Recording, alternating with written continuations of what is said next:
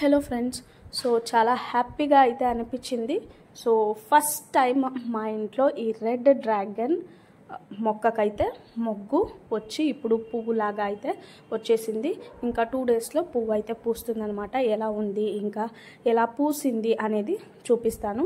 So ఎందుకంటే nursery నుంచి తెచ్చినప్పటి నుంచి కూడా ఇప్పుడు ఏదైతే మొక్క చూస్తున్నారో ఇది మెయిన్ మొక్క అనమాట. పెద్ద టబ్లో అయితే నాటాము. ఇందులో నుంచి ఒక 4-5 కొమ్ములు కట్ చేసి ఒక్కొక్క కొమ్ము ఒక 4-5 పాట్లో నాటాము. అవి కూడా మంచిగా గ్రోతింగ్ అయితే ఉంది. సో ఇది ఫస్ట్ అంటే మెయిన్ ప్లాంట్ కాబట్టి బాగా హ్యాంగింగ్ అయ్యే విధంగా వదిలేసాము. సో అందుకని ఆ మెయిన్గా పెద్దగా ఉన్న కొమ్ములో మెచ్యూర్డ్గా అయిన కొమ్ములో అయితే ఒక మొగ్గ అయితే ఫస్ట్ టైం కనిపించింది. సో ఈరోజు నైట్ అయితే పూసింది చూడండి.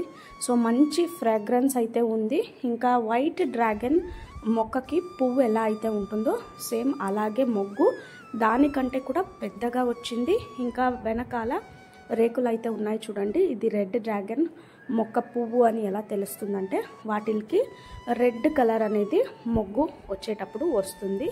అదే వైట్కి అయితే అవి ప్లెయిన్గా ఎల్లో కలర్గానే ఉంటుంది. సో ఇది ఇలా రెడ్ చివర్లో వస్తుంది చూసారు కదా. సో ఈ విధంగా రెడ్ డ్రాగన్ ఫ్లవర్ మొక్క అయితే ఉంటుంది. చూడండి పువ్వు ఎంత అందంగా పూసిందో కదా. సో వైట్ పువ్వుల కంటే కూడా ఇది ఇంకొంచెం పెద్దగా వీటి రేకులు అనేవి ఫెదర్స్ లాగా రెక్కల్లాగా అయితే ఉన్నాయి. బర్డ్స్కి ఉంటాయి కదా.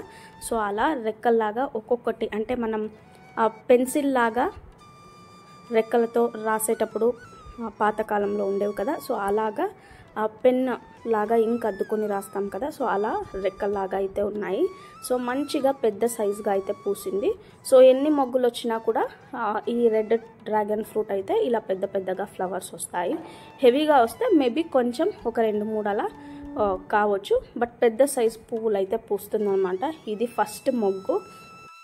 నెక్స్ట్ అప్కమింగ్ వీడియోస్లో ఎలా డ్రాగన్ ఫ్రూట్ ఎంత పెద్ద సైజ్ అయింది ఇంకా లోపల కలర్ ఎలా వచ్చింది అనేది చూపిస్తాను. Thank you for watching. హ్యాపీగా